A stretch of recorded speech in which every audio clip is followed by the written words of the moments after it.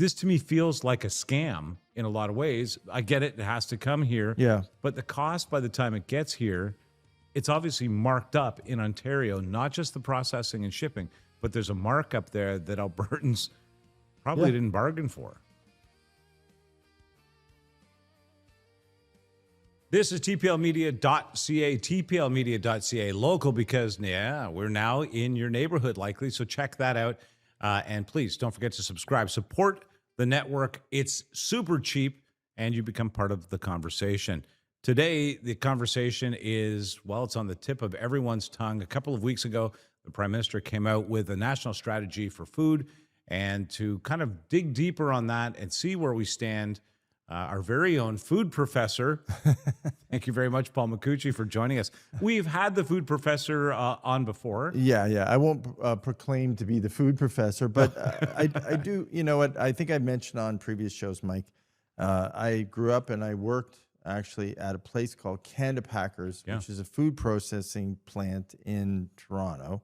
And it was a very interesting experience when I was young. Paint the picture for me, because that seems to me like a tough job. So 5,000 people basically would go to work in this plant, and it was right by the stockyards, which is on St. Clair Avenue down in Toronto. Rail cars would come in, the cattle would come off, it would go to the kill, and then basically they would, it would go to slaughter, and then from slaughter, it would actually go into the line. They would cut up, cattle into every piece you can imagine and use every piece. And then the hinds of beef would be put into the freezers and then loaded onto trucks. And then there was bacon, there was cold meats, there was cheese. There was all kinds of different divisions that were, and then Guns Road, which was on the back, is where the hooves and all the other things were melted down. So the smell. Yeah, it was a tough neighborhood to be in, man.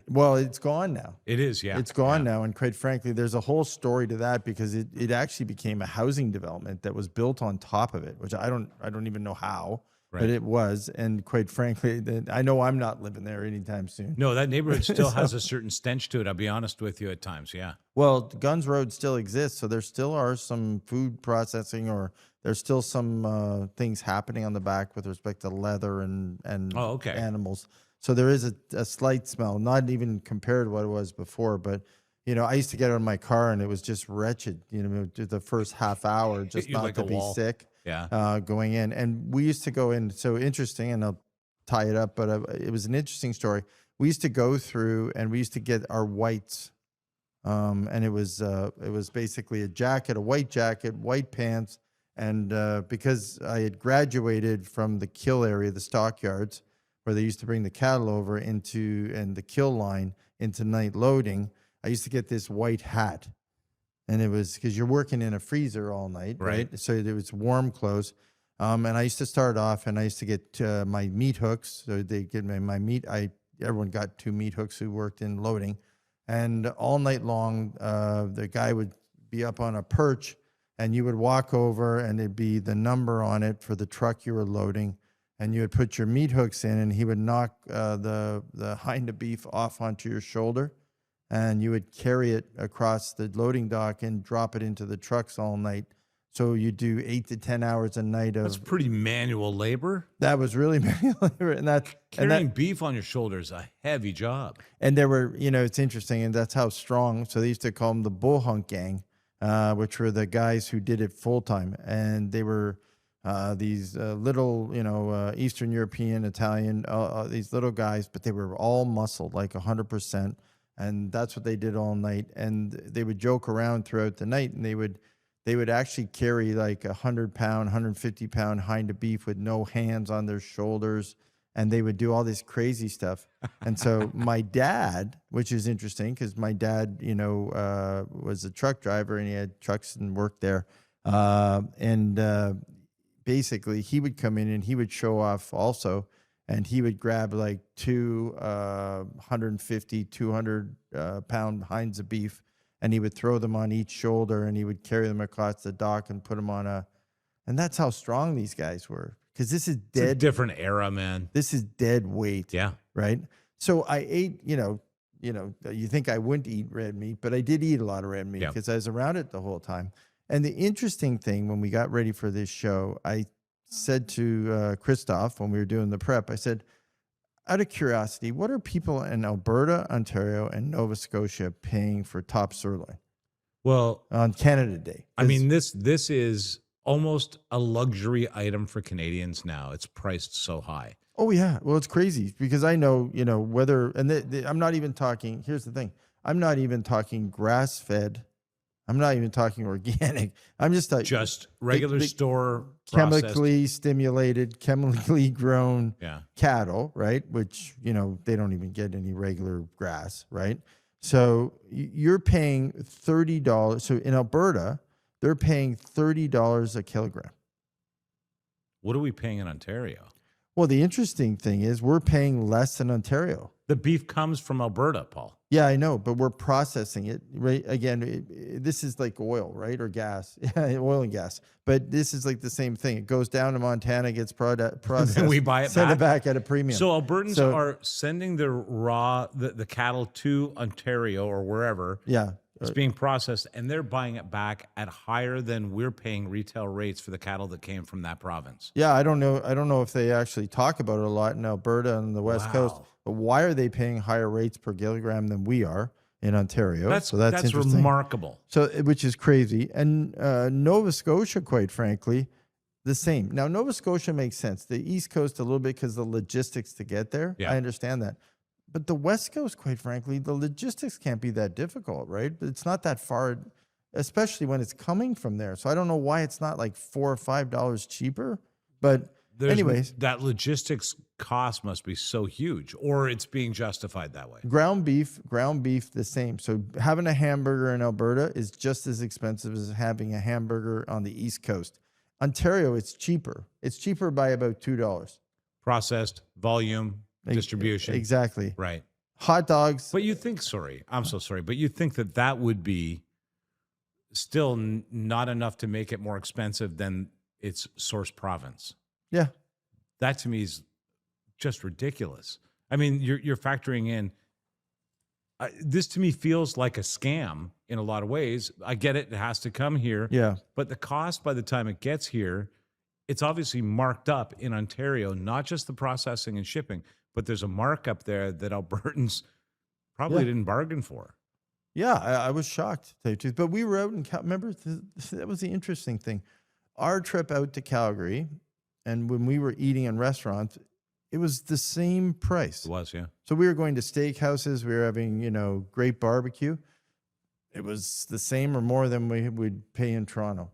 So we weren't finding any incremental difference in food costs from a restaurant perspective. So obviously the restaurants weren't passing down any savings they were getting, and they're not. But it doesn't. I don't think they are. Any savings. No. So they were eating the $2 extra a kilogram and charging market rate what you'd pay in any major city in Canada. You know what's interesting that you say this is Albertans. You're right. I don't hear this from them. We hear it about oil and gas, and frankly, the last time I was in Calgary about less than a month ago. Mm-hmm. Gas was almost the same price that it was in any other province. I was shocked. I thought to myself, wow, that's remarkable. Well, I get it. Now when Albertans complain, I'm starting to get it. I know, me too. Well, it's funny because we did that show where we went through across the nation and we looked at the price per liter of gas. Remember, and we went to the Middle East and we're like, you guys corrected me on the show, which I was astonished I was so wrong. You guys like it's 6 cents a liter and stuff. And I'm like, 6 cents. And you guys are crazy. I was at like 80 cents and you're like, no, it's 6. And I'm like, and then you were right. Yeah. And when we dug into it and I was like, wow, that's crazy. You come to the west coast of Canada, same price we're paying everywhere else. So food's just one of those markers that there's no benefit to being any particular place in Canada. Real estate's really the last bastion for that. And even it's not making that big a difference now. Yeah. Well, and so the interesting, when we dug into it a little further, then we dig into it a little further. And what do we find? Food inflation in Canada is actually the highest in the G7. So we are one of the lowest producing countries in the G7. Our GDP is garbage, and our food inflation is the highest in the G7. Yeah. So, if you look at it, we've seen basically in grocery stores, year over year, we've seen a 4.3% increase. So the highest food inflation amongst the G7 countries. And then you look at things like that are going up astronomically. And I don't eat a lot of these, quite frankly, because the diet I'm on. But I was shocked. How tomatoes have gone up like 45%. Carrots, I do notice, are actually up almost 17%. Grapes, I don't know about you. Do you ever have? I pass grapes in the grocery store. I don't even look at them. They're not even on the list anymore. No, it's just because I'm afraid to put them on the scale. Cherries and grapes. I tell you, grocery guys, here's a secret for all those people in the grocery business. You got to find a better way to do that, because quite frankly, I don't even let my kids throw them in the cart anymore, because if they do and I get there and I actually put like it on the scale and the lady says $14. Yeah, 14. It's like 23 now. It's like buying almonds. You almost pass out when you buy a bag of almonds now. I noticed on the weekend bananas were outrageous. Like I think that how? And I am part simian, Paul. I need my bananas. Up 12%, but remember the 99-cent banana days? Like you would buy bananas for your kids. My mother, Chris, I remember since being a kid, she used to load up the cart with bananas because it has potassium and some, and some good vitamins for you. Yeah, it'll fill you up. And Mom, they're 99 cents. That's why you're buying them, right? You know what I mean? Yeah, Mom doesn't have that option now. Yeah, make a salad up 10%, right? So, which I do notice all your lettuces now are ridiculous. Yeah. Boston lettuce at $6 a head is insane. Canned salmon is on the list here. Yeah. Canned meats have been a standby in this country for senior citizens, for people on low budgets, for people who need to extend their dollars. To see a rise of almost 14.5% in 1 year, Paul, that's unmanageable for seniors, for people on a budget, for students, for people who need this kind of protein in their diet and the oils and all the nutrients that come from salmon. It's a good filler in people's diet, that we're letting it rise, that we're letting carrots go up almost 17%. Whole chicken. Yeah. Oh, chicken's crazy. We have a shortage of chicken, right? Remember this story? Yeah. We talked about it a few weeks ago. How do we end up having a shortage of chicken? I was at a meeting and it was a very good friend of mine, mentioned to me, they're related to a food bank, that they needed 6,100 kilograms of chicken that they're going to be short over the next 3 months. So if I could get my hands on it, and I'm like, where am I getting chicken? Where am I going to get chicken? Yeah, I don't know what you're going to do. And I just shrugged. I was like, once again, it's one of those basics, right? Oh yeah, but they need it for the business, or the charity they're in. And I'm like, I'm sorry, but I can't help you with this one. No, and when the charities are searching for food that supply food to people, that's a really desperate moment. Yeah, it is. It is. Well, and the interesting part, so then the question becomes why? Yeah. Right? So then you're sitting there and you go, and the first one that jumps to mind when we went through it was the interprovincial trade barriers. You hear this on many products, right? Like wine, booze, beer. Yeah, I know, but and food. So we have the highest food inflation in the G7, and one of the causes, when they dig into it, that the universities and all the experts come up with are interprovincial trade barriers. But remember a couple months ago when we see all these premier meetings, and all these premiers were sitting around, they were doing kind of the Donald Trump thing where they sign the MOU, where they put the black, with the black pen. Yeah. And it was like they received a charity check. Yeah, exactly. And they're throwing up, the peace sign and the little bit of the sign. What happened? Like, what happened to that? Like, you don't hear much about it anymore. They were all goodwill gestures, but they didn't reduce our food costs. Supply management and agriculture has not been addressed at all. Hasn't been addressed at all. When we were in the West recently, you talked to the farmers there, and they have crops that are unusable now because they sit too long. They have purchase orders for items that don't make it on time. They pay the penalty. Yeah. So, it seems like our supply chain is a little broken. Now, the Prime Minister a couple of weeks ago came out with his, what did he call it, his national food strategy? Yeah, food security strategy. It's a national $3.2 billion. It was actually budgeted. We didn't hit on it. It wasn't laid out very, in much detail in the budget. It was a line item. We did hit on it when we did the budget show. Yeah. But he came out and they started to articulate some items. You know, it still needs some work, quite frankly. But you know, it does have some good things. That well, the one thing he did say is like expanding food terminals is key to building a stronger, more resilient Canadian food system. He argues that food logistics are now a matter of national security. And the reason for that is because of wars, climate change, shifting trade, and supply chain disruptions. So I don't know that, once again, I hear these numbers now, 3 billion. But the problem is I hear when 3 billion just disappears. And I hear that, 27 billion went to this nation, and 3 billion doesn't sound like we're really making a commitment, if I was to be honest with you, Paul, to our food security. No, well, considering how much money Canadians, I was looking up the stat, we actually spend more on food per capita than Americans do. So because of our food costs. Yeah. So our food costs being so high, we have, there's that tax date.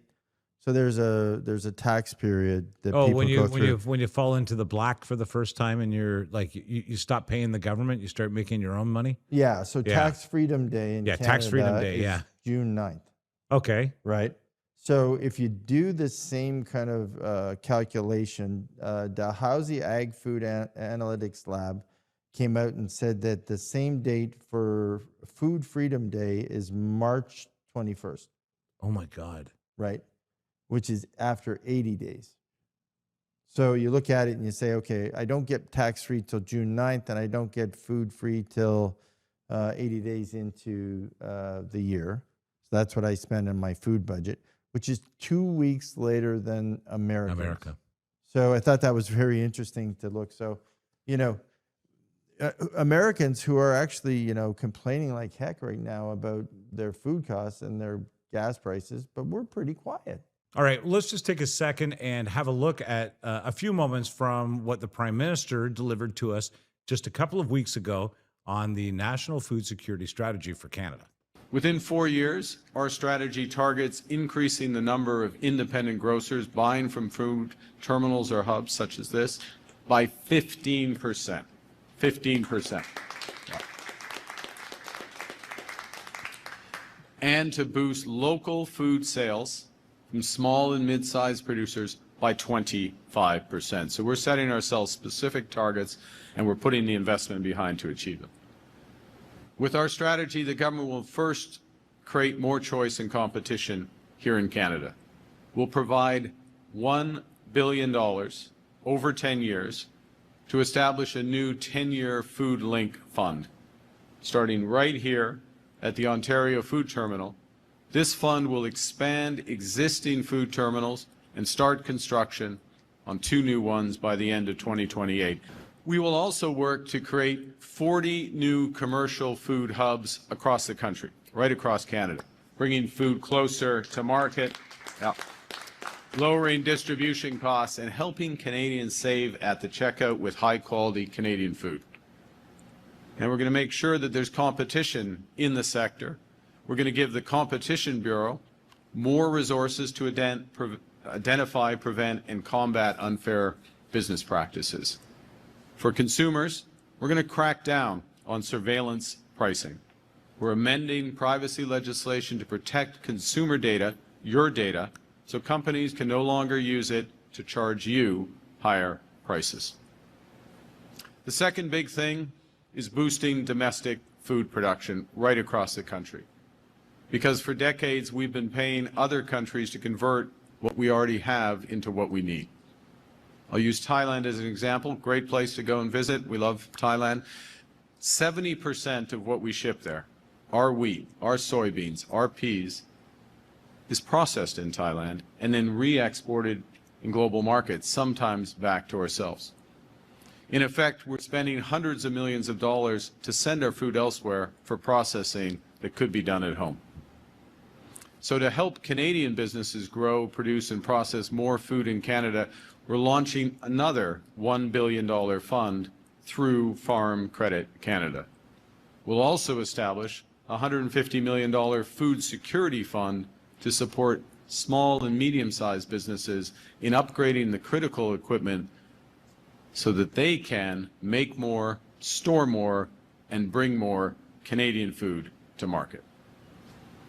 We'll establish and create a $100 million collaborative food innovation fund to help producers expand processing so more of each crop is used here. Because we have the talent and the resources, and now we're going to build the capacity. The third pillar is to grow more produce all year round. That's going to cost some money for the capital investment. So we're investing $750 million in greenhouses and hydroponics to dramatically expand Canada's capacity to produce fresh fruit and vegetables year-round. And this includes a $100 million investment to help northern and rural communities produce more food locally via small-scale indoor farms and basically reducing their dependence on shipments from thousands of kilometers away. And finally, we'll look to lower costs by cutting red tape across the agricultural supply chain. Because right now, and this is a highly innovative sector, right now farmers and producers often wait years for approvals for new pesticides, for fertilizers, seeds, and feed that they need to grow and produce food efficiently. So to build the food system that Canadians deserve, we need to get out of our own way. We'll modernize key regulations so that food security and affordability are considered alongside of safety. We'll speed up approvals for seeds, feeds, fertilizers, veterinary products, and reduce backlogs that slow down the system. But once again, you know, the Prime Minister stands up there with all these leaders in the food industry and a bunch of ministers, and they say, okay, we've got this plan. This is one of the ones. He highlights Canada's agricultural strengths with this group, pointing out that 1 in 9 jobs is tied to agri-food and over $100 billion in exports, world-leading production of canola, wheat, and lentils. So $100 billion is our export, but $3 billion is all we're putting to create a national fix. It seems like there might be room in there for us to actually take care of ourselves a little better. Oh, yeah. Well, we just hit on it, right? Processing hubs. Yeah. Like right off the top of the show, we're joking around about Canada, not joking, we're lamenting about Canada Day, and the cost of barbecuing our Canada Day dinners was insane this year. Yeah. I know I looked at my bills. I had my wife's birthday the weekend before, and then I had Canada Day and a couple other things going on. And I'm like, holy cow, already this summer, my food bills have been off the hook because of the parties I'm having and the barbecues and everything going on. Have you noticed in your neighborhood less barbecue smell than ever before? I have none. So honestly, I'm the only one barbecuing this year. I don't see anyone. There's on my block, there's 20 homes on my side of the street. There's only one other group, there's a young couple that do a lot of outdoor sports stuff. I noticed they do things, but other than that, it's like a ghost town down in my backyards this year. Yeah, I noticed all of my, I could smell what my neighbor was easily. My neighbors, I would be out in the yard hungry. Yeah. It's just not happening anymore. And barbecuing last night, one of my neighbors said, I don't know what you were barbecuing, but it sure smelled good. I don't remember anybody commenting on other people's barbecues before, but it's a luxury to us now. Who thought that a barbecue would be a luxury? Yeah. Oh, I know. Well, we never did, right? It was just part of our culture. Sunday, everyone came over. You came back home, to see your family. We had a big cookout at the backyard. It's diminishing all that. Food prices are diminishing us getting together because I don't know if you charge a ticket price when the family comes over for steak. I certainly don't. I eat that price. Yeah. But people aren't taking that risk anymore, I don't think. They don't want to. Well, it's funny, and it's interesting because I went to get ready for the birthday, and I went into the grocer, and I know the butcher quite well, and I said to him, what do you got today? And I said, I'm having a party. I need to buy a bunch of steaks.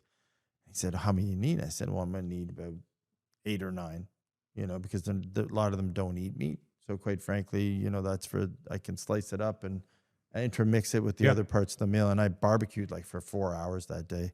So, he said to me, then you got to go Australian. Why? And we started laughing, and I'm sitting there and I'm thinking to myself, I said, so I don't buy Canadian beef? And he says, no. He said, no one would buy Canadian beef. You buy Australian. Number one, it's better. And he said, it's because it's mostly grass fed. He said it's produced in open fields. Right. And he says production cost, and he says to get it to market is a lot lower. And I said, it's a lot lower to do cattle raising in Australia. He says, yeah. He says the feed cost is lower. He says the grazing cost. He says the dollar exchange, the currency exchange is better. He says the Australians export more, so they're basically more aggressive on the market. They do volume pricing in Australia. Oh, so they don't have set prices. So they don't have set prices. Oh, wow. They don't have all the crazy food safety, carbon issues that we have because, cattle farming has some issues safety-wise for the environment, right? For sure, yeah. They don't have all those safety environment regulations. And I'm like, okay. And then the other one, which was interesting, he said, in Canada, all our fuel and logistics costs are much higher. Yeah, because So I said, so they're going to put it on a boat, I guess, or a container. They're going to ship it. They have a great trade deal, apparently, with Canada when they arrive with it. Right. They're going to take it off, and they're going to beat us into market on costing for beef. He says, yeah. And he says, and taste it. It's amazing. I said, so we are the second largest country in the world. All we have is grazing fields everywhere I can see. But yet, we're not raising cattle to go to market at a cheaper price. It's arriving, that Australian beef is arriving processed to market. Right. So yeah, exactly. So that's one of the things actually in the plan, in the security strategy, the food security strategy of the federal government. They're saying, let's create better processing they want capabilities, which you processing mentioned and logistics. Once again, $3 billion. Won't get you much. And unfortunately, it sounds like a big number, but it won't. It's spread across a lot, right? I don't believe it's. Once again, I'm not the accountant on this. I find this interesting. You gave me a cool list. Thanks, Christoph and Paul, for doing this. By the way, I'll just put this out there. When you talk about the getting to market, this I found shocking. Halifax Food Company reportedly took 4 weeks to obtain approval in 41 U.S. states for their product. Yeah. It took them 15 to 20 months to obtain approval across Canada. And Canada is reportedly importing millions of kilograms of chicken from the U.S. just to meet the processing demand. As you pointed out, we had a shortage in chicken. Yeah. Well, it's interesting. So I've done a show on this before. We haven't done much on it. We talked about doing a lot on it. Even packaging by province is different. So if you bring a product into Canada or if you bring a product across Canada, you have to package it differently in every single province, and you have to meet different requirements for that product. So even the logistics of packaging your product throughout Canada is different by province. So, for example, you have to have in Quebec, you have to have it in French. You might have to actually have another safety disclaimer when you go into Saskatchewan or Manitoba. You know what I mean? Like it's insane. So if you're trying to distribute a product across the country, you're going to hit probably 11 or 12 different pretty substantial barriers. So interesting. Nothing in the plan from the Prime Minister said anything about dousing that fire that is interprovincial dealings. Yeah. Which seems to be the number one, could be the number one solution here, is to come up with a federally regulated system of doing things that applies across the board. Let's look at the food prices across the world compared to Canada. Beef, we are higher than Australia, as you point out. Mm-hmm. We're comparable to Australia in almost every other way. Yep. Except they kick our ass at mining resources and apparently now feeding us. Higher production costs, winter feeding, which is a major deal, I guess, and labor costs are why Canadians are paying more than Australia. This one, dairy, cheese, milk, and butter, among the highest in the developed countries around the world. U.S. beats us, Australia beats us, New Zealand beats us. Why? Supply management, right? Exactly. It's been the Achilles heel in the negotiations for CUSMA. We're hearing about it again. Jameson Greer, Canada Day came out and said, hey, we're going to go year by year. Big shocker. We predicted that. How many shows did we say that Kuzma was going to go this way? So now we're going down this year by year review to negotiate. This is a big issue. It's going to sit on the table, right? Milk and dairy have to be dealt with. I know we keep denying it. I know it has a political issues in Canada, especially for the Liberal Party. But it's here. It has to be addressed. It is sitting upon us. Now take a look at chicken, eggs, by the way. I'm not sure which came first, and fresh fruits. Yep. United States is a much better deal on all of those. Australia and New Zealand as well, and on fresh fruits and grapes, berries, grapes, and things like that. California and Mexico, of course. Now, here's the thing. Supply chain and short growing season are the reason on all of the ones I just named. Right. Now, part of the food security strategy that he came up with, the vertical farming and the greenhouse farming, they did put about 750 million into. Okay. So, hey, listen, it's a good start. It should have been something we were aggressively doing years ago. It should have been something a decade ago we were looking at. I don't know why, Paul, I thought that we had already addressed seasonal growing in Canada because it's such an obvious one that we could have taken care of years ago. It is. Well, it's already developed, the genetics and the genomes and everything you have to deal with to get actually fruits and vegetables and greenhouse production is already done. It's already known. It's already been developed. It's here. It's done. And should have adopted it. Well, I just did a show with a gentleman from Israel, and it was actually a really interesting show. It was supposed to be on supply management, and we spent probably a half hour on the show talking about how they actually grow their vegetables. And they've been doing this, quite frankly, effectively for the whole country, and have an oversupply of fruit and vegetables through vertical farming and greenhouse. And they've been doing it for decades. It's not something that's new.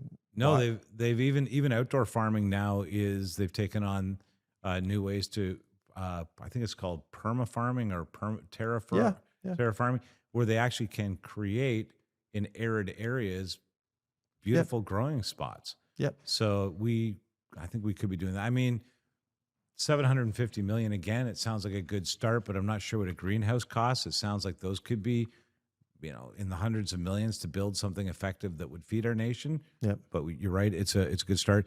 Seafood. Now we have some of the best deals on. We have amazing fishing territories. We have really good supply. We've managed it back on the lobster front and some of the seafood front very nicely, and yet somehow.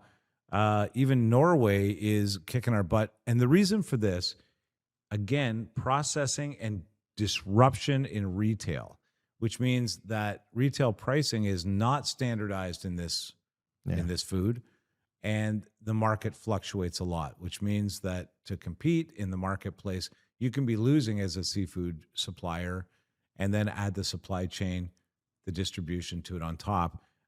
Norway is paying a great deal less on seafood than we are, and we have the almost identical seafood stock and access. Yeah. Do you ever see, interesting, you see butchers, do you ever see seafood stores? So a few weeks ago, I'm glad you asked this question. A few weeks ago, I went looking for a seafood distributor, just wanted to get seafood. They don't really exist anymore. A fish market is not really... Fish markets. We used to tell stories about fish markets. Yeah. We used to do team building around people throwing fish to each other in Seattle. Remember that story? But I can't remember the store. But they would... Yeah. They would toss the fish across. The guy would catch it. Yeah. So... Where did those go? I don't know. But the one seafood distributor that I found wasn't ready to serve customers at the door. They were only for wholesale. Right. So that element of getting great fresh food outside of Metro or Fortino's or whatever seems to be disappearing, even down east. Yeah. Well, they got bought up. They got bought out. They got bought up. They closed. They were, mom and pop stores. And there hasn't been an ability through regulation and costing and rents and everything else going on in Canada for small dedicated retailers to open up. And They address that in the food strategy. They actually talk about it. They talk about the fact that we need to make the staples competitive again, and they put some money aside. They actually have $1 billion for independent grocers in this. Oh, okay. But who's going to step into, again? How do you compete? Okay, so I see 2 new markets in my neighborhood. Yeah. And all I think every day is, I don't know how they're going to stay in business. Yeah, no, it's to compete with the big chains now who have pretty much bought up, and they own your discount store, they own your regular store, they own your premium store, they own your pharmacy. They've got you tied to your bank, to your Visa. They're tied into point systems and loyalty systems that everybody's. I don't know. It's too far ahead. The competitive advantage was given too early, and good for them. They leapt too far ahead.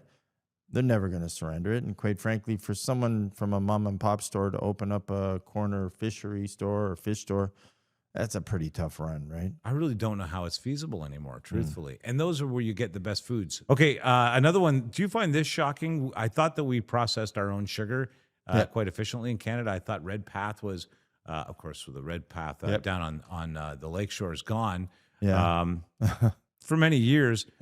But we have a very small refining industry for sugar here in Canada. Yeah, if anyone ever wants, interesting story, I'm not going to get into it today. The story of Red Path Sugar, if anyone ever wants to read about it and why it disappeared, is a very interesting story. It's part of Canadian history that I think everyone should look at because it ties to sports in Toronto. It ties to all kinds of things. And it's there's a book, I think, that is written about this. Let's do this show. Yeah, this show's a great story. And how sugar, it's like the book Salt, but sugar was a big scandal in Canada, especially to do with sports. And so interesting story. But okay, well, let's actually the fact that we don't do it anymore and the fact that we pay so much money for it is insane, because it is one of the highest costs in the food processing. We were pretty much the world leader in it at one point. Really? Yes. And we just let it go. Christoph, let's put a pin in that one. We want to do that show for sure. Yep. Processed food, typically 10 to 20% higher than the U.S. Yeah. Our market size, transportation, I see trucks on the road constantly. I don't know what they're hauling, and less retail competition. Well, and the fact that we ship our raw materials to the U.S. to process and ship it back to us. So most processed food gets made in America. Bigger market, quite frankly, so I can build a bigger plant. But you'd wonder why, again, logistically, with all the transportation costs and everything, you couldn't do it here more economically, even because of the size of the population. You still should be able to do it at scale. Well, other countries are in the G7 apparently, exactly, with some effectiveness. Exactly. Where does this, in your mind, Paul? Where does all of this leave Canada in the coming days? We've got the Prime Minister promising us a new plan with $1 billion, $3 billion, $3.2 billion, I think, being allocated to it. Where do you think this leaves us? Well, it's interesting because there's a couple. You have the plan. And you also have the Competition Bureau looking at why we can't compete. Right. So you have that going on at the same time. Now, what are the findings so far on that? Like, is it once again the same obvious supply chain? Well, it was announced that they're going to look into it. It's not going to be completed until 2027, the report. Okay. So we won't know. So we're going to, and that's part of the problem. We're moving too slow, right? We're saying, okay, we have a food affordability problem. Let's get a report. I don't know why the grocers are doing all this. We can't figure out the secrecy behind the deals that are being cut. We can't figure out why people can't get into it. That's a good point. So we're going to go out and study it. We're going to get the Competition Bureau to look at it, and we'll be back to you in 2027. Canada seems to do this, and I don't want to, by the way, I'm not harping on Canada. I'm very proud of how we do many things. But one thing I think we do is we react like magpies. Oh, yeah. Oh, there's a shiny thing over there. We got to go there. Yeah. Then we get there and we mill about. Well, here's a good example. Was it 15 weeks to get a product on the market in Canada, 4 to 6 weeks in the U.S.? We're never going to make moves if that's how fast we move. Yeah. Well, quite frankly, we know the staples. We know the things that are healthy for our nation. Yeah. We know that we're not processing them. So quite frankly, let's figure out a way to stimulate processing in the East, West, and Central Canada. We do that first. We get the food costs down. We know where our food's coming from, quite frankly. Yeah.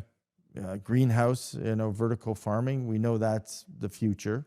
We know my frustration, Mike, all the time becomes, we know the answers. We see other people doing it, but yet we look at it and we say to ourselves,